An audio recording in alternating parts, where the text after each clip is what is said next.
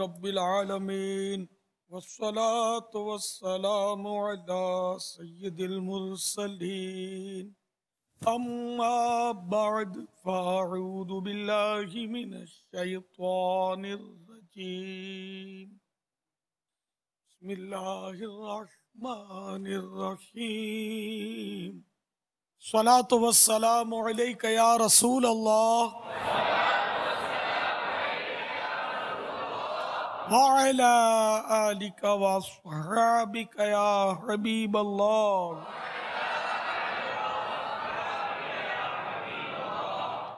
सलातु वस्सलामु अलैका या नबी अल्लाह वअला आलिका वअस्हाबिका या नूर अल्लाह।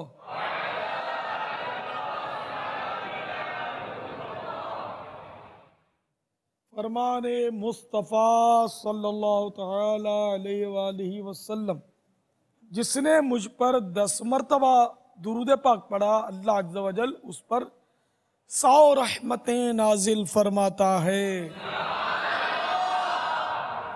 सल्लू अलल हबीब अला मुहम्मद। मीठे मीठे इस्लामी भाइयों और मदनी चैनल के नाज़रीन, अल्हम्दुलिल्लाह 1433 सीने हिजरी के माह शेख अब्दुल कादिर यानी रबीउल आखिर की आज 10वीं शब है।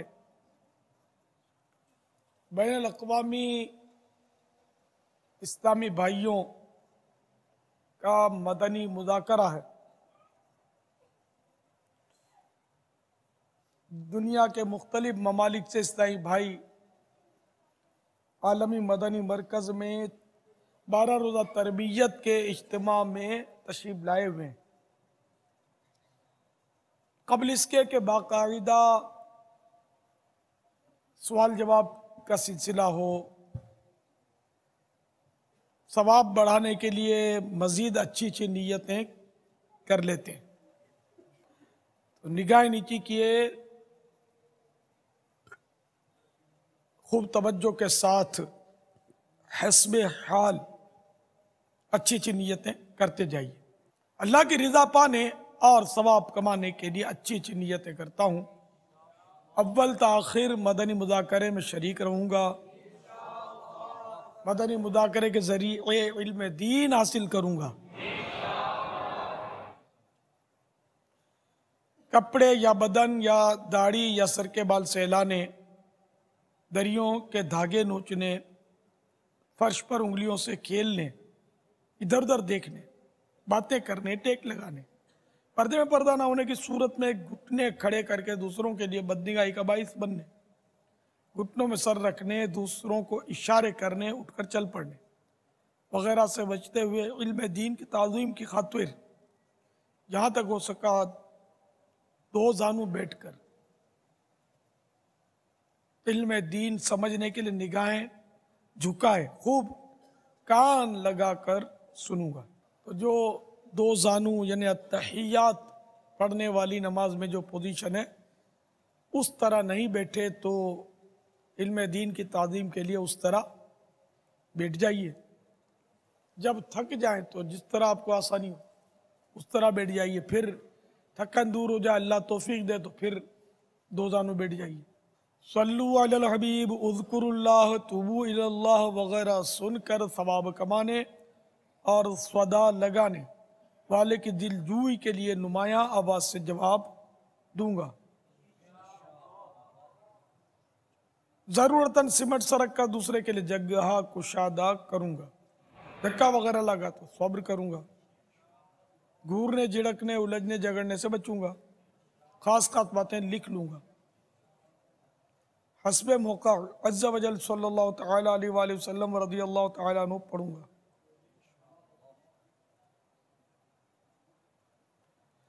मदनी मुज़ाकरे के बाद खुद आगे बढ़कर सलाम मुसाफ़ा और इनफरादी कोशिश करूंगा और बनियत सुन्नत इस दौरान बात करते हुए मुस्कुराता रहूंगा।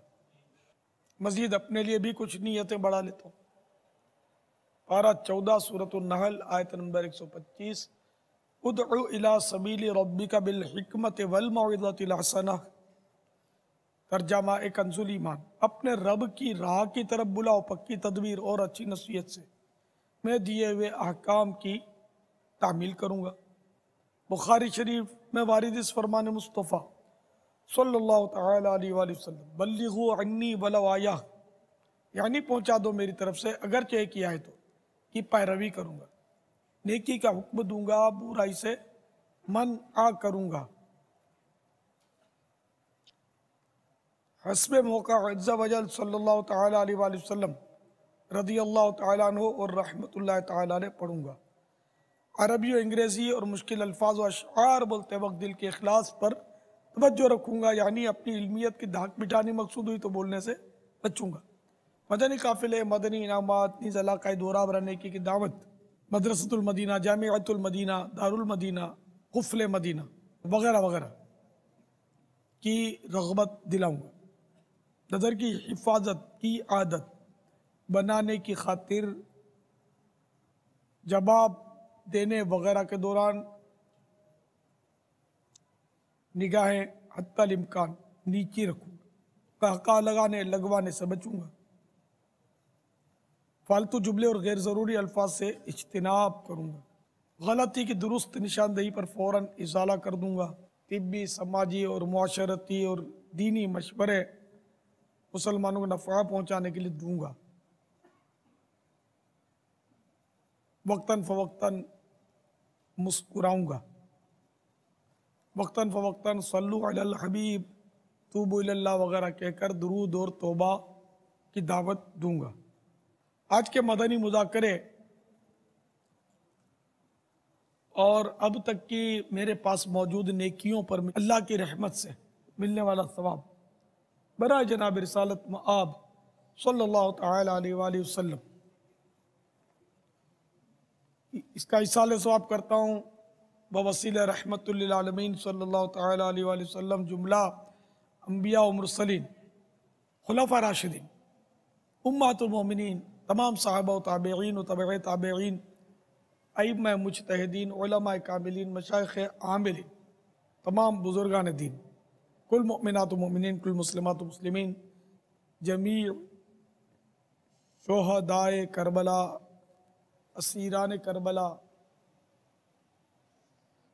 तमाम अहले बैत अत्वार, सैयदना इमाम आज़म गौसे आज़म गरीब नवाज, इमाम गज़ाली, आला हज़रत कुतुब मदीना, सदरुल शरिया, सदरुल अफ़ाज़िल, मुफ्ती अहमद यार ख़ान नईमी, मुफ्ती दावत इस्लामी हाजी मुश्ताक और तमाम मुबल्लिगात व मुबल्लिगीन मरहूमीन,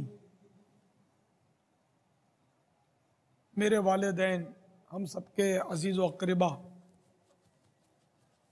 खुसूसन 25 माह मदनी काफ़िलों में सफ़र करने वाले, बिलखुसूस अलत तख़सीस जिन्होंने अपने आप को दावत इस्लामी के लिए ज़िंदगी भर पेश कर दिया है, यानी वक्फ़ मदीना,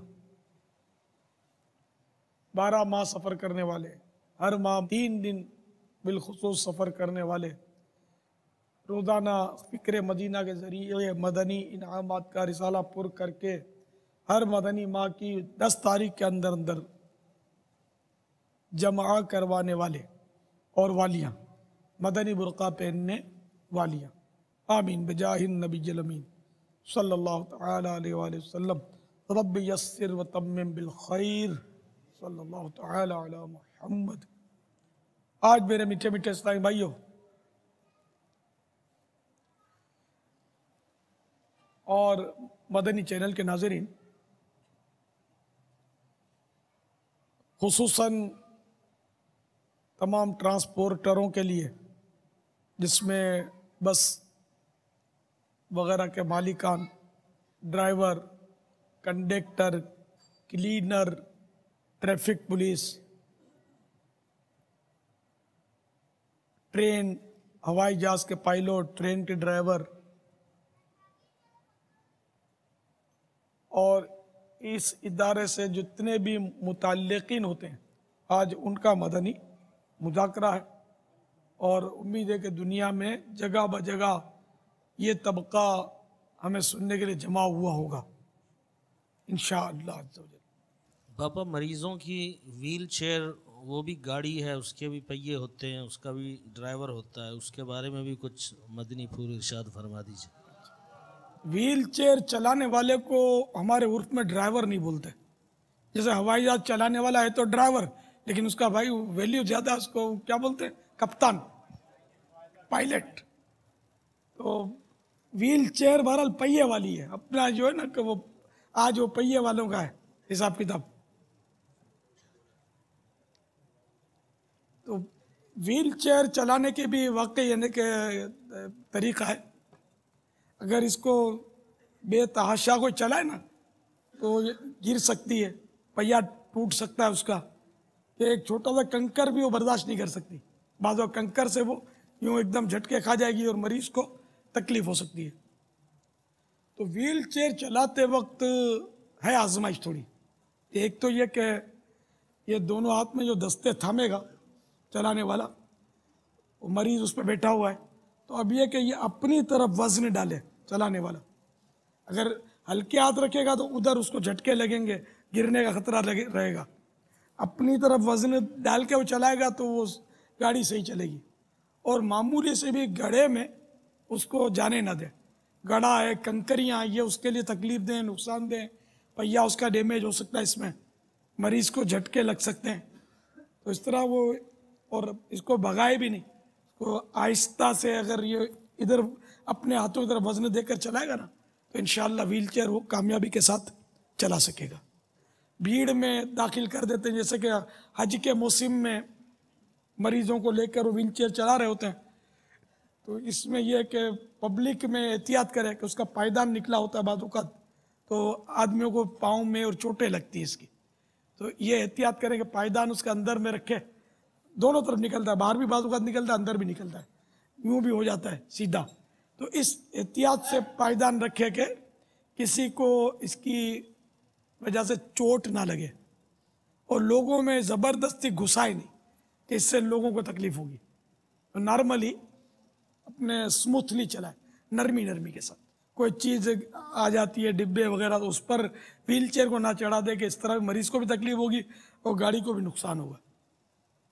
बिलखुसूस पापा सफ़ा मरवा के दरमियान, सई के दरमियान, तवाफ़ के दरमियान अगले लोगों की पैर ज़ख्मी हो जाते हैं, चलाने वाले ज़ख्मी हो एहतियात जाते नहीं होंगे करते पैर। पापा। जी पापा। कई को लग जाता होगा, तो चलाना नहीं आता ना, जी तो बाबा। पहले से प्रैक्टिस कर ले चलाने की। अब व्हील चेयर तो वहाँ भी मिल जाती है अंदर से, मस्जिदुल हराम में व्हील चेयर मिलती है। क्या वो मस्जिदुल हराम के अंदर ही इस्तेमाल कर सकते हैं, बाहर ले जाने की उसको इजाज़त नहीं होती। मस्जिद में चलाई या उसमें वो सही में चलाने देते हैं आजकल व्हील चेयर। जी पापा, रश के टाइमिंग्स में ग्राउंड फ्लोर पर नहीं, ऊपर के लिए कह देते हैं, और बाकी वहाँ व्हील चेयर के लिए बाकायदा रास्ता बनाया गया ना, सफ़ा मरवा के दरमियान जो रास्ता है, तो व्हील चेयर के लिए। तवाफ़ के लिए अलबत्ता ये है कि जब रश का टाइम होता है तो मताफ में नहीं बल्कि फर्स्ट या सेकंड फ्लोर पर वो व्हील चेयर वालों को ले भेज जा देते सकते हैं। हैं, और पापा वो उसमें सही में भी ले जा सकते हैं व्हील जी चेयर। पापा, जी पापा, इसमें एक एहतियात ये पापा अगर की जाए ना कि जहाँ पैर रखने की जगह है ना, तो वहाँ अगर फोम वगैरह लगा लिया जाए तो आगे वाले किसी को अगर लग भी जाए, क्योंकि एक बड़ा प्रॉब्लम ये हो जाता है कि अगर तवाफ़ के दौरान किसी मुहरिम के पैर पे लग गई और उससे खून निकल गया तो उस बेचारे का वज़ू भी टूट जाता है। अब रश में व्हील चेयर वाले की वजह से इसका वज़ू टूटा, अब वो तवाफ़ में जनाब फिर वज़ू करने भी जाएगा और नापाक वगैरह मामला अलग होगा। एहराम वाले का भी टूट सकता है, और जो एहराम नहीं बांधा उसने भी अगर खून बह गया तो वज़ू तो उसका भी टूट जाएगा। जी पापा। तो तकलीफ तो होगी, वज़ू भी टूटा और तकलीफ। चलो वज़ू की जिसको हाजत नहीं है, तवाफ से फारिग हो गया, फिर भी बेचारे को लगा तो वज़ू, तकलीफ तो हुई ना उसको, ईज़ा। ये बहुत अच्छी तवज्जो दिलाई आपने कि वो उसके जो दो जो पाइप होते हैं ना अगले, इनमें वो फोम वगैरह या कोई चिचड़े वगैरह इस तरह बांध ले, नरम कर दे इसको, ताकि अगर किसी को लग भी जाए तो तकलीफ ना हो, मगर कसदन जानबूझकर फिर भी ना मारे। पापा वही बात है जो आपने फरमाई थी कि तहम्मुल हो ना, व्हील चेयर चलाने वाले के अंदर बहुत सब्र चाहिए। रश में वो अपने आप को समझ ले कि मुझे लेट ही जाना है, मुझे जल्दी नहीं करनी, क्योंकि इसकी जल्दी किसी को बहुत नुकसान पहुंचेगी। जी जी, रश में ये भी सूरत होती है कि जैसे एक तरफ से तो धकेल रहा है, दूसरा उसके एक आगे आगे चलता रहे, ताकि व्हील चेयर किसी को ना लगे और वो लोगों को बचाए ना लगे। और ढलान में तेज ना चला, ढलान में खुद ब खुद उतरती है, व्हील चेयर, इसमें तेज चलाने में खतरा है कि कल्टी हो जाए। बाबा उसका तरीका ढलान ये में और एहतियात से अपनी तरफ खींचता रहे उसको। बाज़ औक़ात की जो ऐसी ज़्यादा ढलान वाली जगह हो ना उसमें उल्टी व्हील चेयर चलाएं, वरना ये भी कई बार ऐसा हुआ कि मरीज गिर गए ना। जी हाँ, उल्टी व्हील चलाना इसमें सब मुनासिब है। उल्टी माने ये कि इसके जो हैंडल है वो ढलान की तरफ हो, मरीज की पीठ ढलान की तरफ हो। वल्लाहु तआला अअलम व रसूलुहु अअलम। अज़्ज़ा व जल्ल व सल्लल्लाहु तआला अलैहि व आलिहि वसल्लम। सल्लू अलल हबीब सल्लल्लाहु तआला अला मुहम्मद। अस्सलामु अलैकुम। वालेकुम अस्सलाम व रहमतुल्लाहि व बरकातुहू। मेरा नाम मोहम्मद अजीम, मैं कराची गार्डन के इलाके से बात कर रहा हूँ। बाद बस ड्राइवरों को देखा गया है कि वो नॉर्मल हालत में गाड़ी चला रहे होते हैं और जगह जगह स्टॉप भी करते हैं, जहाँ नहीं भी करना होती है वहाँ पर भी स्टॉप करते हैं। लेकिन जब पीछे से दूसरी गाड़ी आ जाती है तो बस अचानक बहुत तेज़ रफ्तार में चलाना शुरू कर देते हैं। बाद औक़ात एक्सीडेंट भी हो जाते हैं। उनको ऐसा करना कैसा? कानूनी तौर पर तो बगैर स्टॉप के नहीं रोक सकते ना गाड़ी, जब भी तो स्टॉप बने हुए हैं। जहाँ चाहें ये रोक लेंगे तो फिर तो ट्रैफिक का निज़ाम दरम बरम होगा। तो बस वालों को चाहिए कि सिर्फ स्टॉप पर उतारे। भले पैसेंजर रिक्वेस्ट कर रहा है लेकिन आप मौका महल देखकर इसकी तरकीब बनाएं। तो जब ये कि सारी गाड़ियाँ इसकी पाबंदी करेंगी ना तो लोगों का जहन बन जाएगा कि वो स्टॉप पर ही गाड़ी उतरी, टैक्सी थोड़ी है जो घर तक पहुँचा देगी। वल्लाहु तआला अअलम व रसूलुहु अअलम। अज़्ज़ा व जल्ल व सल्लल्लाहु तआला अलैहि व आलिहि वसल्लम। सल्लू अलल हबीब सल्लल्लाहु तआला अला मुहम्मद। अस्सलाम वालेकुम व रहमतुल्लाह। वालेकुम अस्सलाम व रहमतुल्लाहि व बरकातुहू। मेरा नाम अब्दुल्ला ख़ान है, मैं पाकिस्तान रेलवे से ताल्लुक़ रखता हूँ। ट्रेन के अंदर कुछ मुसाफिर हजरात लाउड स्पीकर यानी कि मोबाइल में अपने गाने बजाने का एहतमाम करते हैं, क्या इससे हुकूक़ुल इबाद मुतासिर होता है या नहीं? दूसरा ये कि दौरान सफ़र ट्रेन का इंजन जो ज़ोर से हारून बजाता है, हारून बजाने से रात के टाइम भी है जो ज़ाहिर है वो विजिलेंट रहने के लिए हम लोग हारन बजाते हैं, क्या इससे कोई हुकूक़ुल इबाद में खलल पड़ता है? माशाअल्लाह, बहुत प्यारा सवाल है। जो मोबाइल में गाने बजाते हैं वो तो जाहिर है कि खुद गुनाहगार हो रहे हैं, और अब ये कि इतनी आवाज़ है कि दूसरे को जैसे सर दर्द कर रहा है उसको आराम करना है। ट्रेनों में तो लोग सोते भी हैं ना, तो उसको तकलीफ़ हो रही है, तो ये उसके तकलीफ़ होने के बावजूद अगर बजा रहा है तो ये दूसरा गुनाह उस पर आया। तो सबसे अव्वल तो यही है कि गाने बजाने से तौबा कर ले और बजाए नहीं, और दूसरों को ईज़ा दिए तो उससे भी तौबा करे। और हुकूकुल इबाद का मामला बड़ा सख्त है कि जिसको तकलीफ़ पहुंचाई उससे भी माफ़ी मांगनी होती है। हारन बजाना ट्रेन का, तो ट्रेन तो आमतौर पर जंगलों में भागती रहती है, तो उसके हारन से उमूमन वो हुकूकुल इबाद तलफ नहीं होते क्योंकि उसकी ज़रूरत होती होगी ना। अब अगर बिला ज़रूरत वो ट्रेन हारन बजाती है और इसकी वजह से पैसेंजरों को तकलीफ़ होती है, जब तो हुकूकुल इबाद के मसाइल खड़े हो सकते हैं। और अगर ज़रूरतन बजाती है तो ट्रेन तो हारन बजाए, और क्या। हाँ, जहाँ आबादी होती है बाजू का स्टेशन के साथ, वहाँ लोगों को तकलीफ़ होती है तो वहाँ इसको हारन नहीं बजाना चाहिए, बल्कि कोई दूसरी सूरत इख्तियार करनी चाहिए कि उमूमन हारन की ज़रूरत पड़ती नहीं है। ये गालिबन कोई दूसरी ट्रेनों को मैसेज देते हैं हारन के ज़रिए, ये क्या इसकी वजह होती है ये वाज़ेह नहीं है। हारन क्यों बजाते हैं? क्योंकि लोग वो गुज़र तो रहे नहीं होते वहाँ से, जैसे वो कारों के आगे से लोग भाग भाग के गुजरते हैं। तो ये हारन इन्होंने रखा है तो कोई इसकी हिकमत तो होगी ना।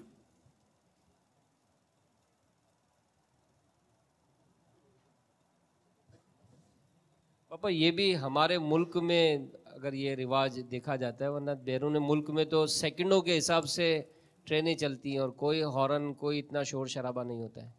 ये क्या हिकमत है हारन में? हारन को ड्राइवर अपनी वजह से अपने तौर पर तो डालेगा नहीं इसमें, इतना बड़ा हारन बहुत कीमती होगा, बहुत आवाज़ इसकी ज़ोरदार होती है। ये सवारियां बापा उमूमन प्लेटफॉर्म पे भी देखा जाता है ना कि अभी तो पहला हारन बजा तो वो थोड़ा हलचल कम होती है, फिर दूसरा बजा तो थोड़ी तेज होते हैं, और तीसरे पे फिर वो भागम भाग सिलसिला शुरू हो जाता है कि अब ये रुकेगी नहीं, अब ये चल पड़ी। अब ज़रूरत है तो इसको तो मना नहीं कर सकते ना। वो बाज़ों का फाटक खुला हुआ होता है और इसलिए भी हारन बजाना पड़ता है। तो बाज़ों का फाटक ये बता रहे हैं खुला होता है, और तो बाज़ों में अक्सर वो खुला होता है, इसी वजह से कोई हादसा होते हैं। हाँ तो बजाना बहुत ज़रूरी है। बल्कि ये फाटक जिन्होंने खुला रखा हो उनको सज़ा मिलनी चाहिए, कि वो उनकी तनख्वाह काहे की लेते हैं। फाटक तो बंद करना इन पर लाजिम है। ये भैंसों के बाड़े तो भैंसें बिदक जाती होंगी साइडों पे, हाँ, हारन की आवाज़ से। अब यही है कि जहाँ किसी को तकलीफ हो रही है वहाँ ना बजाए, जहाँ तकलीफ नहीं होती और हाजत है तो बजा ले। यही तकसीम हो सकती है इसकी। मुतलकन बजाना तो नाजायज नहीं कह सकते ना इसको। बाहर मुल्कों में तो वो निज़ाम ये लगे, तो मैंने कहा ना वो कि कंप्यूटर से ट्रेनें चलती हैं, हैरत की बात है। तो ऐसा सिस्टम है कि हवाई जहाज में बैठे हुए पता ही नहीं, सब कंप्यूटर लगा हुआ उसमें, वो जो स्टाफ आएगा वो खुद ही कंप्यूटर बोलता रहेगा, कंडक्टर वगैरह कोई मसला नहीं होता। टिकट लो, दरवाजे उसके पैक होते हैं, आप खोल बंद नहीं कर सकते, खुद अपनी मर्जी से कुछ भी नहीं हो सकता, वो खुद ही सिस्टम बने हुए हैं। वो आप जहाँ जहाँ स्टॉप है वहीं रुकेगी, बीच में तो रुकना नहीं है इसने, तो स्टॉप पर रुकेगी वो। और वहाँ ये पहले से वो टिकट उसने ली हुई है, वो ली है टिकट तभी आ सकता है वहाँ। ये आएगा अंदर, इस दरवाज़ा खुलेगा, अंदर जाएगा, दरवाज़ा बंद, अब कोई खोल नहीं सकता उसको। हादसे का कोई गिरने का गिराने का कोई उसमें चक्कर ही नहीं है। ट्रेन से कोई गिर नहीं सकता हो, सारे पैक होते हैं दरवाजे। जैसे हवाई जहाज में से आदमी गिरता नहीं है, अपने स्टॉप पर रुकती है, दरवाज़ा खुलता है, जिसको निकलना निकल जाएगा, चढ़ना चढ़ जाएगा। वो 1-1, 2-2 मिनट के स्टॉप होते हैं, तो ठकाठक गाड़ी भागती रहती है। कार वगैरह से तो गालिबन ये जल्दी पहुंचा देती है, मिनटों में पहुंचा देती है मंजिल पर, ऐसी फास्ट गाड़ियाँ होती है। बाहर मुल्क का पैसा बहुत है उन लोगों के पास। हम लोग एक तो गरीब मुल्क हमारा, फिर दूसरे रिश्वतखोरों का गलबा इतना ज़्यादा हो गया है कि ये कोई मतलब है नहीं कि इस पर कोई काबू नहीं पाया जा रहा। तो ये सब मतलब मिलजुल कर अब लूट रहे हैं मुल्क को। वो बिल्कुल वो हड पिंजर बना दिया इसको, हड्डियों का ढांचा बना दिया। आए दिन तोड़ फोड़, मार दाड़, हड़तालें और लूट मार मची हुई है। अल्लाह करे कि कोई ऐसा इनकलाब, मदनी इनकलाब हमारे दिलों में आ जाए कि हम सब सही हो जाए। वह मस्जिद भरो तहरीक में अगर सब शामिल हो जाओगे ना तो इंशाअल्लाह सब सही हो जाएगा। मस्जिद भरो तहरीक, इंशाअल्लाह अज़्ज़ा व जल। सल्लु अलल हबीब सल्लल्लाहु तआला अला मुहम्मद। अस्सलामु अलैकुम। वालेकुम अस्सलाम व रहमतुल्लाहि व बरकातुहू। मेरा नाम अब्दुल्ला खालिद है। मैं कराची के इलाके सदर से बात कर रहा हूँ। हज़रत साहब से मेरी की बारगाह में मेरा ये सवाल है कि मेरा बाइकें बेचने का काम है। बाज़ दुकानदार अपनी दुकान तक इस किस्म के बोर्ड लगाते हैं कि नकद और आसान किस्तों पर बगैर मुनाफे के मोटरसाइकिल हासिल करें, मगर जब वो अंदर जाते हैं तो इसके खिलाफ बातचीत होती है। तो क्या इस तरह के बोर्ड लगाकर बाइक सेल करना दुरुस्त है?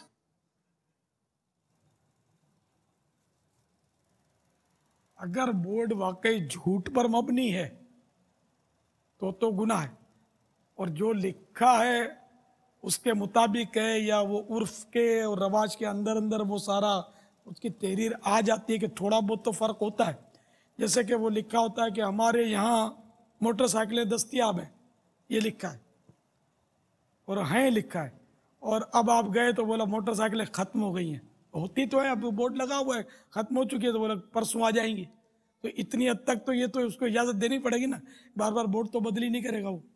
लेकिन ये धोखे का बोर्ड जो है ना, ये ख़राब। जैसे कि वो ये बाद हकीम लोग लगाते हैं, वो चेकिंग करते हैं कि हमारे यहाँ 100% शर्तिया इलाज, ये तो झूठ है साफ। शर्तिया इलाज नहीं हो सकता, क्योंकि कोई भी इलाज शर्तिया नहीं होता, कंफर्म नहीं होता। सारा निज़ाम जो है ये मेडिसिन का या अपने तिब का ये जन्नियात पर है। इलाज यानी कि हुआ तो हुआ, नहीं हुआ तो नहीं। दवा वही है बीमारी की, इलाज नहीं होता। बुखार वाले को सारी दवाएं दे दो बुखार की, अल्लाह चाहेगा तो शिफा होगी, नहीं होती। अल्लाह नहीं चाहेगा तो मर जाता है बुखार में। तो आए दिन कर मरना तो कोई आदमी, ये मरने नहीं देते डॉक्टर लोग किसी को, इनका बस चलता तो जाहिर है कि मरना तो है, कोई रोक ही नहीं सकता मौत को। तो अगर वो शर्तिया इलाज का लिख दिया तो ज़ाहिर है झूठ लिखा है इसने। तो ये है कि अल्हम्दुलिल्लाह हमारे यहाँ आम तौर पर मरीज़ों को शिफा मिल जाती है। इस तरह का लिखा तो वो शर्तिया ना हुआ, ये जायज़ हुआ। तो ये गलत बोर्ड लगाकर ग्राहक को अट्रैक्ट नहीं करना चाहिए, जायज़ नहीं है। अगर वो झूठ है तो जायज़ नहीं है, धोखा ही है। वल्लाहु तआला अअलम व रसूलुहु अअलम अज़्ज़ा व जल्ला व सल्लल्लाहु तआला अलैहि व वसल्लम। सल्लु अलल हबीब सल्लल्लाहु तआला अला मुहम्मद। पापा, ये ड्राइवर वगैरह से मुतालिक जो मदनी मुज़ाकरा है, कई ममालिक बल्कि हमारे यहाँ भी ऐसा होता है कि 2-2, 3-3 घंटे तक ड्राइविंग का सिलसिला होता है। ट्रैफिक इतनी होती है, जिसको कहते हैं बम्पर टू बम्पर गाड़ी चल रही होती है। 2-2 घंटे तक वो एक अकेला आदमी या 1-2 आदमी या 3-4 अफराद गाड़ी में होते चल रही होती है। कोई मदनी पुल दें कि ये 3 घंटे 2 घंटे मजमूई तौर पर अगर आना जाना अगर हम करें तो ये बताते हैं कि 3-3, 4-4 घंटे मजमूई तौर पर इनको कार में गुजारने पड़ते हैं, अपनी गाड़ी में गुजारने पड़ते हैं। इस दौरान पैसेंजर जो साथ उमूमन दोस्त अहबाब भी होते हैं और खुद जो ड्राइवर होते हैं, तो ये 3-4 घंटे ऐसे कैसे गुजारें कि ये 3-4 घंटे गुजारना इनके लिए इबादत बन जाए। इसमें तो एक अच्छी अच्छी नीयतें हो ना कि जहाँ जा रहे हैं अब वो अच्छी जगह है। जैसे कि भाई हमको फुला मज़ार शरीफ पर जाना है बुज़ुर्ग के, इस तरह कोई सुन्नत भरे इज्तिमा के लिए जा रहे हैं कि उस इज्तिमा में हमको जाना है और गाड़ी जा रही है, तो अब ये नीयत कर ली कि हम इज्तिमा में जा रहे हैं, तो इसका भी इंशाअल्लाह अज़्ज़ा वजल सवाब मिलेगा। फिर ये कि अब कहीं दुनियावी काम के लिए जा रहे हैं, चलो तब भी जायज़ है। तो इसमें यह कि गाड़ी चलाते चलाते वो दुरूद शरीफ पढ़ता रहे, ज़िक्रुल्लाह करता रहे, अल्लाह अल्लाह करता रहे, तो इंशाअल्लाह इसका भी इसको सवाब मिलेगा। पैसेंजरों को मैं रास्ते में नमाज पढ़ाऊंगा, ये नियत कर ले, खुद भी पढ़ूंगा, तो इस नियत का भी सवाब पाएगा इंशाअल्लाह अज़्ज़ा वजल। आलिम के ज़ियारत के लिए जाता है, उसको तो हदीस में सराहत है इसकी तो कि आलिम का चेहरा देखना इबादत है।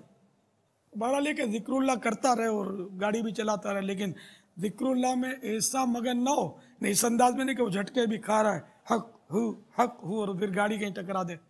तो ऐसा जिक्र करे कि वो एक पंथ दो काज का ज़िक्रुल्लाह भी जारी रहे और वो गाड़ी चलाने में भी कोई कोताही वाक़ई ना हो। इसमें क्या है कि पापा वो लॉन्ग ड्राइविंग होती है ना, पता है कि 1.5-2 घंटा निकल ही जाएगा। किसी को फ़ोन पे लिया, हेडफोन कान में लगाया और वो गपशप इधर उधर की बातों का सिलसिला शुरू हो जाता है। उसकी लाइन 10-15 मिनट के बाद कट हुई, फिर एक और को फ़ोन किया, उसकी लाइन 10-15-20 मिनट के बाद कट हुई, एक और, उसको 1.5-2 घंटे गुजारने। क्या बेहतर, क्या ये मुमकिन है कि ये अपनी गाड़ी के अंदर जैसे फ़र्ज़ उलूम कोर्स के बाद CDs हैं हमारे, वो मुफ्ती दावत इस्लामी का पूरा एक सॉफ्टवेयर है, आओ फ़र्ज़ उलूम सीखें, इसी तरह सुन्नतों भरे बयानात हैं मखतूतुल मदीना के, इस तरह की कोई चीज़ ये गाड़ी में लगा दे और जो इसके साथ 2-4 इस्लामी भाई इसके साथ अगर बिल्कुल पे बैठे हुए हैं भी हैं, दोस्त हैं, अब क्या कैसेट नहीं लगेगी, अब ये गप्पे मारेंगे।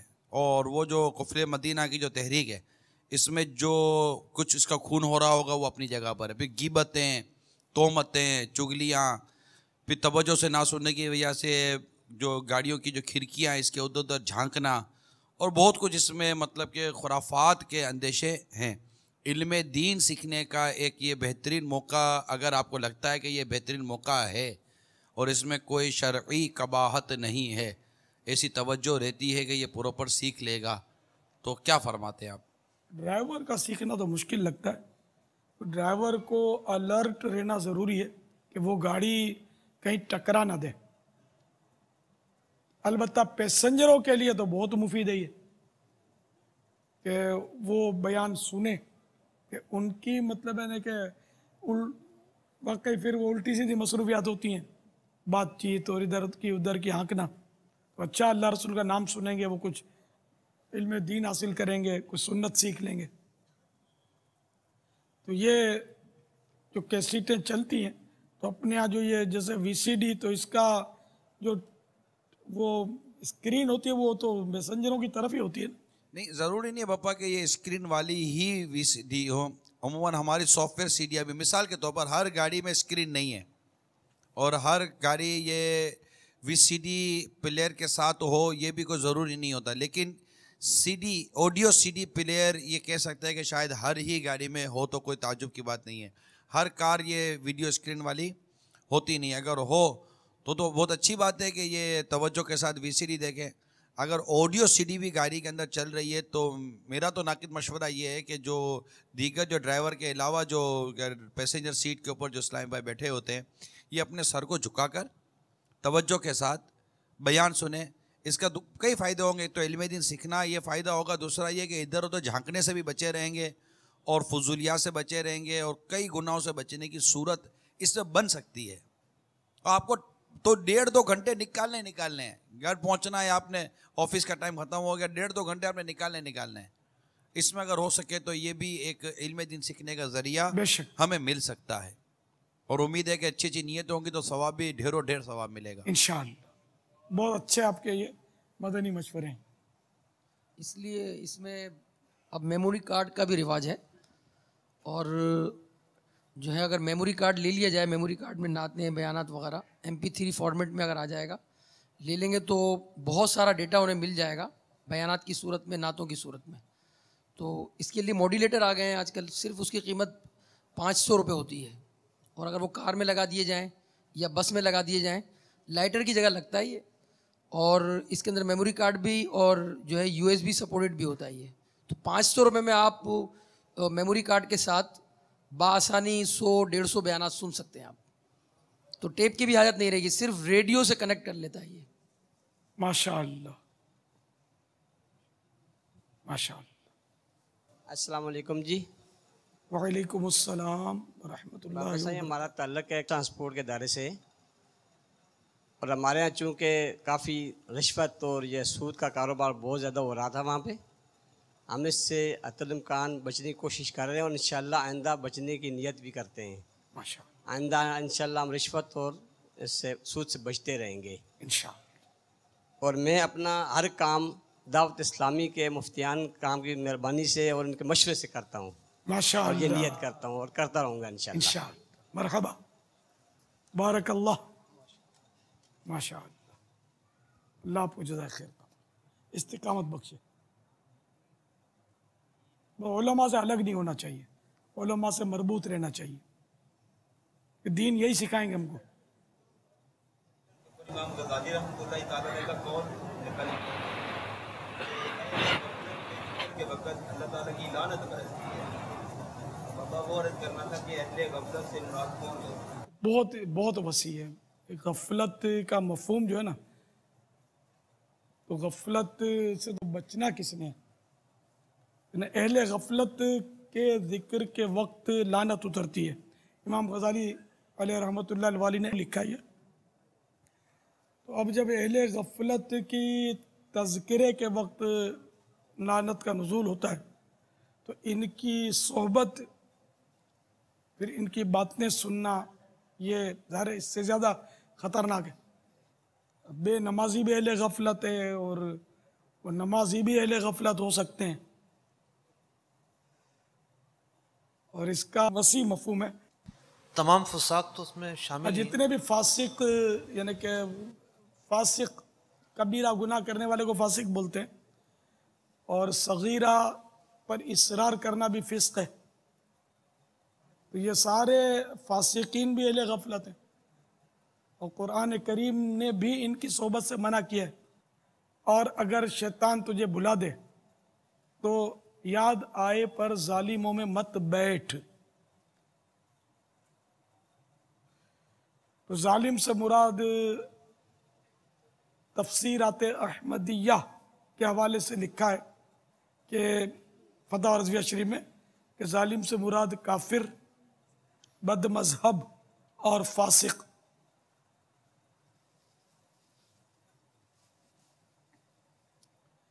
वल्लाहु तआला अअलम व रसूलुहु अअलम अज़्ज़ा व जल्ला व सल्लल्लाहु तआला अलैहि व आलिहि वसल्लम। सल्लु अलल हबीब। इफ्तिखार अहमद मेरा नाम जी ते बस ड्राइवर मैं जी ते बाई टाइम असीं सफ़र ते होईदा जी। सवारी असीं कहिए नमाज पढ़नी है जां कोई एक अद्धी सवारी कह दे ते बाकी सवारियां आंदियां नहीं जी गड्डी तोरो जी। असीं गुनाहगार तो नहीं हुंदे जी। अस्सलाम वालेकुम। वालेकुम अस्सलाम व रहमतुल्लाहि व बरकातुहू।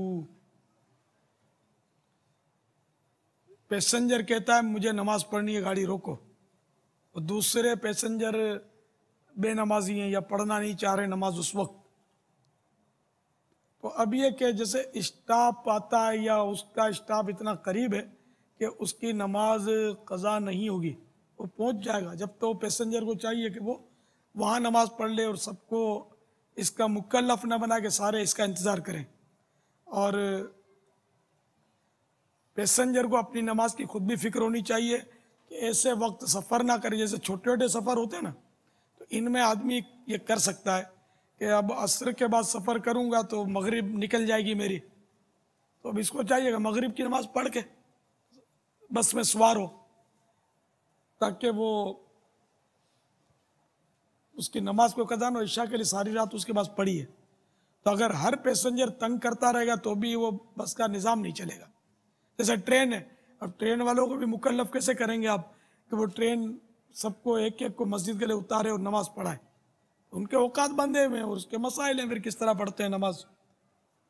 तो ये अगर ड्राइवर इस सूरत में नहीं रोकता और नमाज उसकी कज़ा नहीं होगी, बल्कि इसमें ऐसा भी हमारे अपने तजर्बे हैं कि आधे रास्ते में उतर जाए आदमी नमाज पढ़ के दूसरी बस पकड़ ले, ये भी तो हो सकता है। छोटे छोटे सफ़र में तो ये सब मुमकिन है। वल्लाहु तआला अअलम व रसूलुहु अअलम अज़्ज़ा व जल्ला व सल्लल्लाहु तआला अलैहि व आलिहि वसल्लम। सल्लु अलल हबीब। पापा ये गाड़ियों में पान खोर जो बैठते हैं, कुछ इन पर भी तवज्जो करें। ये जो खिड़की से थूकते हैं ना, इनको ये नहीं समझ पड़ती कि ये जो नीचे जो मोटरसाइकिल पे या कोई गुजर रहा है, ये बंदा आएगा थूकदान है, भर देते हैं बाबा कितनों को। ये कुछ ये भी इनकी बेहतियाती है, बहुत सख्त बेहतियाती है। और पान का थूक या सादा थूक, जो भी है, बस में से थूकते हुए, पान का हो या सादा हो, जो भी हो, थूके क्यों?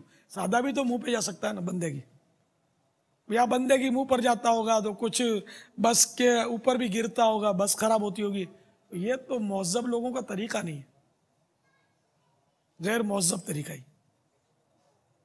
ये तवज्जो अच्छी दिला अमीन भाई ने कि बाज़ औक़ात ये थूकते हैं ना, तो वो क्योंकि वो खिड़कियों के उस पर लोहे लगे हुए होते तो ये भरते खुद को भी। अब आएगी तो मुंह पे भी तो आएगा ना इसके। तो बस खड़ी रहती होगी, आहिस्ता चलती होगी, उसको पिचकारियां मारते होंगे ये। मगर इसके मखसूस इलाके होते होंगे। ये अपने इलाकों में ओल्ड सिटी एरिया में पान ज्यादा है, हर जगह नहीं है। पंजाब में तो वैसे ही बहुत कम है। ट्रेनों में तो ऐसा बाबा, जब खिड़की से को थूकता है तो पीछे की खिड़की में से चला जाता है। ओहो, ऐसे अजीब व गरीब वाकयात हो रहे होते हैं, वो कोई बात का कोई ख्याल नहीं होता। फिर इसमें जो लड़ाई झगड़े होते हैं, अब मतलब ये एक दरवाजा खुलता है ना, वो गुनाह भरा दरवाजा। वो अगला फिर पता नहीं गालियां देता होगा, क्या करता होगा। वो देखता नहीं है तो बोलता है कि क्यों देखता, तो वो उठेगा तो वो हाथ उठाएगा, तो वो मुंह उठाएगा, वो लात उठाएगा। और पता अजीब व गरीब आदत है। ऐसे आदतें अल्लाह करे कि हमारी आदत ही निकल जाए। अल्लाह करे हुस्न अखलाक के पेकर बन जाए। आमीन आमीन। आ जाओ दावत इस्लामी के मदनी माहौल में आ जाओ। लब्बैक। ये मदनी माहौल हुस्न अखलाक का पेकर बनाएगा, सुन्नतों का पेकर बनाएगा, और गीबत के खिलाफ ऐलान जंग करवाएगा। गीबत के खिलाफ जंग, न गीबत करेंगे न गीबत सुनेंगे। मोहब्बतों के चोर कुफले मदीन इंशाअल्लाह। सर पे अमामा, रुख पे दाढ़ी, सर पर जुल्फे, अक्सर नजरें झुकी रहेंगी, हया से नजरें इंशाअल्लाह। शैतान के खिलाफ जंग जारी रहेगी, गाने बाजों के खिलाफ जंग जारी रहेगी, रिश्वत के खिलाफ जंग जारी रहेगी, मस्जिद पर तहरीक जारी रहेगी इंशाअल्लाह अज़्ज़ा व जल। तासुरात जो लोग देते हैं उनके कुछ चीदा चीदा तासुरात बयान होते हैं। 12 तासुरात अपने तहफ़्फ़ुज़ात के साथ, कुछ इसमें रद्दोबदल जहाँ ज़रूरत होगी करूँगा मैं। इन मोहम्मद सिद्दीक अत्तारी मस्कत ओमान से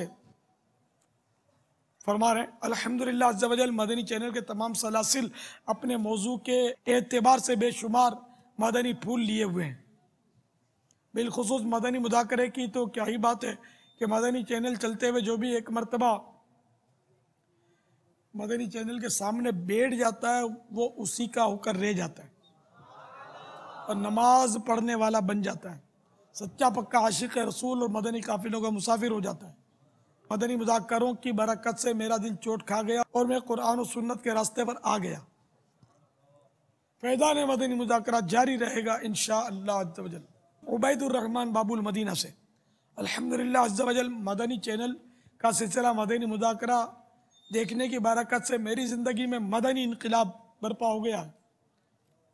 मैं नशावर चीज़ का आदी था, मदनी चैनल देखने की बरकत से मैंने इससे पक्की और सच्ची तौबा की है। इस पर इस्तिकामत पाने के लिए 30 दिन के मदनी काफिले में सफ़र करने की नीयत करता हूँ और इंशाअल्लाह अज़्ज़ा वजल आज के बाद मैं हत्तल इम्कान कोशिश करूँगा कि मेरी कोई भी नमाज कदा ना हो। अल्लाह अज़्ज़ा वजल इस्तिकामत इनायत फरमाए।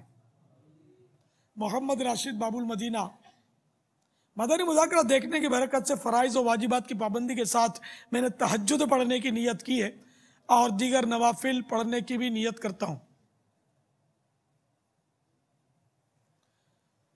मेरे लिए नेक साले नरीना औलाद की दुआ फरमा दीजिए, आमीन। शिराज अत्तारी फारूक नगर मदनी मुज़ाकरा देखने की बरकत से आखिरत बेहतर बनाने की कोशिश करने का जहन बनता है और बहुत सारे मसाइल हल होते हैं। मदनी मुज़ाकरा इल्म दीन का ख़जाना है। यासिर बाबुल मदीना अल्हम्दुलिल्लाह अज़्ज़ा वजल मदनी चैनल का सिलसिला मदनी मुज़ाकरा देखा, बहुत पसंद आया। पहले मैं दीगर चैनल्स देखता था। मेरी ज़िंदगी में मदनी इनकलाब बर्पा होने का ज़रिया मदनी मुज़ाकरा ही है। इसी की बरकत से पिछले गुनाहों से ताइब होकर नमाज पढ़ने वाला बन गया हूँ। इस्लाम के बुनियादी और ज़रूरी मसाइल सीखने की नीयत से इंशाअल्लाह अज़्ज़ा वजल मदनी तरबियत कोर्स करूँगा। अल्लाह अज़्ज़ा वजल इस्तिकामत और अमल की सआदत बख्शे, आमीन। खलीजी मुल्क से इस्लामी बहन अल्हम्दुलिल्लाह अज़्ज़ा वजल मदनी मुज़ाकरा देखने की बरकत से मैंने मदनी बुर्का पहनना शुरू कर दिया है। हफ्तावार सुन्नतों भरे इज्तिमा में शिरकत की पाबंदी, मदनी इनामात पर अमल और दिन भर मदनी चैनल ही देखती हूँ। मैंने अपने बच्चों के अब्बू पर इनफरादी कोशिश करके सुन्नत के मुताबिक दाढ़ी भी रखवा ली है। इस्तिकामत की दुआ कर दीजिए, आमीन। अब्दुल्ला अत्तारी सरदाराबाद अल्हम्दुलिल्लाह अज़्ज़ा वजल मदनी मुज़ाकरा देखकर दिल बाग बाग बल्कि बाग मदीना हो जाता है। यूँ लगता है जैसे बेशुमार बीमारियों का इलाज मिल गया है। दिल को सुकून मिलता है। मेरी वालिदा मोहतरमा मदनी चैनल बहुत शौक से देखती हैं, जिसकी बरकत से इन पर अक्सर रिक्कत तारी हो जाती है।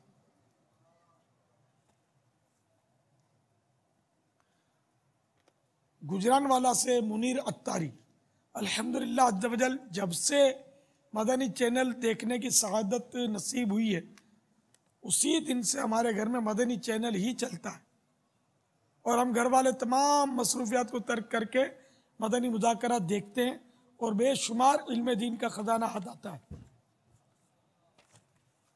खलीजी मुल्क से आसिफ।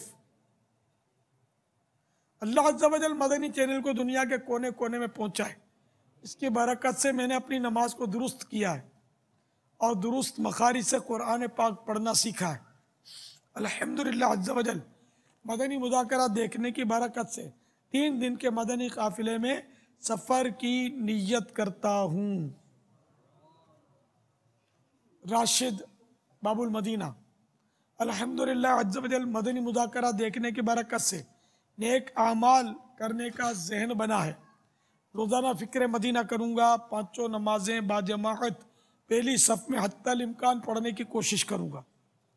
रोज़ाना 4 बार लिख कर गुफ्तगू करूँगा। रोज़ाना 12 मिनट कुफ़ले मदीना का ऐनक इस्तेमाल करूँगा और इंशाअल्लाह अज़्ज़ा वजल इसी माह में 3 दिन के मदनी काफ़िले में सफ़र करूँगा। अल्लाह अज़्ज़ा वजल इस्तिक़ामत इनायत फरमाए। शेखुपुरा से एक इस्लामी बहन, मुझे मदनी चैनल से वालहाना प्यार है। अल्हम्दुलिल्लाह अज़्ज़ा वजल इसी की बरकत से मैंने शरई पर्दा करना शुरू कर दिया है। जर्मनी से अब्दुल हुसैन अत्तारी, अल्हम्दुलिल्लाह अज़्ज़ा वजल मदनी चैनल का सिलसिला मदनी मुज़ाकरा देखा, बहुत पसंद आया। मैंने जर्मन में किताब कुफ्रिया कलिमात के बारे में सवाल जवाब पढ़ ली है और मेरे बच्चों की अम्मी ने भी पढ़ ली है और उन्होंने माहौल की बरकत से उर्दू सीख ली है और ये किताब हमारी पसंदीदा किताब है। ये कुफ्रिया कलिमात के बारे में सवाल जवाब ये दावत इस्लामी ने शाया की है, जिसको हर घर में होना चाहिए और इसको पढ़ना चाहिए। इससे ईमान की हिफाजत का बहुत सामान है इसमें, कि लोग बाज़ औक़ात क्या क्या बक देते हैं जिससे ईमान चला जाता है, तो इसका सीखना ज़रूरी है। ये मकतबतुल मदीना से आपको मिल सकती है, 700 में कुछ कम है सफ़ात है। सल्लू अलल हबीब सल्लल्लाहु तआला अलैहि मुहम्मद। पापा मंबासा तरबियती इज्तिमा कुछ देर कबल के मनाजिर। माशाअल्लाह। ड्राइवर हजरत ज़्यादा सीख लें, मुझे माफ़ कर दीजिए, सारे सीख लें, पैसेंजर भी सीखें, कंडक्टर भी सीखे। हर मुसलमान को ये बात आदत होनी चाहिए कि वो माफ़ी मांगना सीखे। अड़ी अच्छी नहीं है, मुझे माफ़ कर दीजिए। क्या कहेंगे? सब क्या बीवी से भी माफ़ी मांगनी चाहिए? जुल्म किया तो माफ़ी तो मांगनी है, हुकूक माफ़ करवाने। बल्कि अमीर सुन्नत ने तो हमारी तरबियत ये फरमाई है कि खुद अपने बारे में फरमाते हैं कि मैं अपने घर के मुतालिक फरमाते हैं, मदनी मुज़ाकरे में फरमाया, बयान में फरमाया कि मैं अपने घर में माफ़ी मांगता हूँ। पापा तो इसमें शर्माने की क्या बात है? न शर्म आवे तो क्या करे पापा? बच्चों के भी हुकूक होते हैं, बच्चे पर भी अगर ज्यादती होगी तो उससे भी माफ़ी मांगनी पड़ेगी। बच्चों की माँ से अगर ज्यादती होगी तो उससे भी माफ़ी मांगनी पड़ेगी। ज़ाहिर यहाँ नहीं मांगे तो क़यामत दिन फिर अजाब सहा नहीं जा सकेगा। वो झिझक कैसे उड़ाएं? कोई भी झिझक उड़ानी हो तो वो काम करते रहेंगे, झिझक उड़ जाएगी। सबसे पहले ज़िंदगी में मैंने जब वो किताब से देखकर बयान किया था वहाँ एक मस्जिद में, तो मैं दूसरों को देखता था बयान करते हुए, इधर उधर देख लेते हैं, मैं तो यूं। तो फिर मैंने देखा ना तो मैं देखता रह गया, घबरा गया, अब मैं कैसे बोलूं और क्या करूं। शुरू में बोला नहीं जाता था, बड़ा रोब पड़ता था, आहिस्ता आहिस्ता झिझक उड़ गई। एक बार कोई साहब आए मेरे पास, दावत इस्लामी की शुरुआत थी, पता चला वो DSP है और नाम सुना था, बहुत बड़ा अफसर है। मुझसे बात नहीं हो पा रही थी उससे, उसका इतना रोब था। अल्हम्दुलिल्लाह अब पोजीशन है कि सदर या वजीर आजम हो सकता है मुझसे बात करते हुए घबराए, मैं नहीं घबराऊंगा इंशाअल्लाह। मैंने एक मिसाल दी मुबालगा के इतने अफसरान से वास्ता पड़ गया कि मैं आदी हो गया हूँ। तो इस तरह आप भी जब आदी हो जाएंगे ना माफ़ी मांगने के, तो पहली बार दूसरी बार थोड़ा ज़बान लड़खड़ाएगी, फिर इंशाअल्लाह अज़्ज़ा वजल आदत पड़ जाएगी। लेकिन ये जहन में रखें कि माफ़ी मांगने की नौबत आए क्यों। यानी हम इतनी एहतियात करें किसी की दिलाजारी हो ही नहीं कि हम माफ़ी मांगे उससे। तौबा भी करनी होगी दिलाजारी की, तो अल्लाह से भी माफ़ी मांगनी होगी, बंदे से भी माफ़ी मांगनी होगी। जानबूझकर तो करना नहीं है किसी की दिलाजारी, गुस्सा आ जाए तो चुप हो जाए आदमी। तो ड्राइवरों की और ये इनकी आम तौर पर लैंग्वेज बहुत रफ होती है। बस ड्राइवर, ट्रक ड्राइवर, बेचारों के पास इल्म की बहुत कमी होती है, इल्म दीन की कमी होती है। और आम तौर पर मतलब ये तबका जो सब जानते हैं कि अजीब व गरीब इनके अंदाज होते हैं, तो इसलिए वो अब हम मदनी चैनल पर बोल देंगे, ये खुदा जाने सुनते भी होंगे या नहीं, सुनने वालों की तादाद कितनी। ज़्यादा से ज़्यादा स्कूटर के ड्राइवर सुन रहे होंगे हमें, कारों के ड्राइवर सुन रहे होंगे, बस ड्राइवर, ट्रक ड्राइवर, ट्राले चलाने वाले, कंटेनर चलाने वाले, ट्रेनें चलाने वाले, ये कहाँ सुन रहे हो। ट्रेन के ड्राइवर को तो खैर इतना वास्ता नहीं पड़ता वो बदतमीजी का, लेकिन जो कंटेनर तक जो है ना ये वास्ता पड़ता है। ये रोडों पे होते हैं तो पैसेंजरों से वास्ता नहीं होता इनका, लेकिन बहरहाल लैंग्वेज रफ, ट्रक वालों की लैंग्वेज रफ अलग, अगरचे पैसेंजर से वास्ता नहीं पड़ता, बस वालों का पैसेंजरों से ही वास्ता है। इनको हुकूक लिबास से बहुत मोहतात रहना होगा कि ये रफ। ड्राइवर का वास्ता कम पड़ता है, कंडक्टर का सबसे ज़्यादा वास्ता पड़ता है। लोग तंग करते हैं इनको, लेकिन ये अपने आपे में रहना चाहिए, इनको बर्दाश्त करना चाहिए। तरह तरह की लोगों की भी हरकतें होती हैं, इसका इनकार नहीं है, ताली दो हाथ से बचती है, ये सब्र से काम लेना चाहिए। बापा नशा करने का भी बहुत रुझान होता है इस तबके में, ड्राइवरों में नशा भी बहुत है, नशा भी आम हो गया इसमें, और नशा करना हराम और जहन्नम में ले जाने वाला काम है।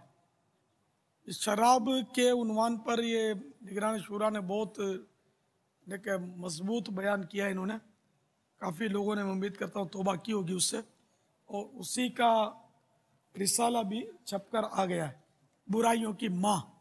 क्योंकि शराब जो है ना उम्मुल खबाइस है, उम्मुल खबाइस माने बुराइयों की माँ, गंदगियों की माँ, नापाकियों की माँ।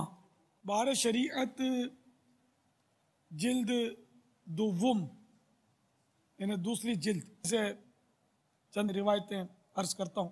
फरमाने मुस्तफ़ा सल्लल्लाहु तआला अलैहि वसल्लम, हर नशे वाली चीज़ हराम है, और जो शख्स दुनिया में शराब पिए और उसकी मुदावमत करता हुआ मरे, यानी हमेशगी करता हुआ मरे और तौबा ना करे, वो आखिरत की शराब नहीं पिएगा।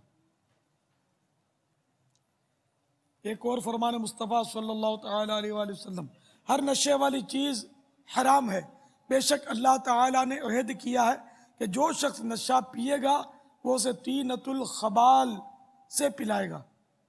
लोगों ने अर्ज़ की तीनतुल खबाल क्या चीज़ है?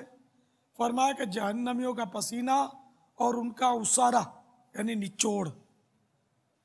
फरमान मुस्तफ़ा सल्लल्लाहु तआला अलैहि वसल्लम, जो शख्स शराब पिएगा उसकी 40 रोज़ की नमाज कबूल ना होगी, फिर अगर तौबा करे अल्लाह अज़्ज़ा वजल उसकी तौबा कबूल फरमाएगा, फिर अगर पिए तो 40 रोज़ की नमाज कबूल ना होगी, इसके बाद तौबा करे तो कबूल है, फिर अगर पिए तो 40 रोज़ की नमाज कबूल ना होगी, इसके बाद तौबा करे तो अल्लाह अज़्ज़ा वजल कबूल फरमाएगा, फिर अगर चौथी मरतबा पिए तो 40 रोज़ की नमाज कबूल ना होगी।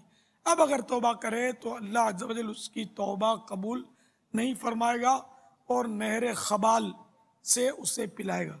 फरमान मुस्तफ़ा सल्लल्लाहु तआला अलैहि वसल्लम है कि अल्लाह ताला इरशाद फरमाता है, कसम है मेरी इज्जत की, मेरा जो बंदा शराब की एक घूंट भी पिएगा मैं उसको उतनी ही पीप पिलाऊंगा, और जो बंदा मेरे खौफ से उसे छोड़ देगा मैं उसको हौज़े कुद्स से पिलाऊंगा। हौज़े कुद्स यह जिस जन्नत के हौज़, सारे हौज़ इसमें शामिल हैं जन्नत के, और उसमें हौज़े कौसर भी शामिल है।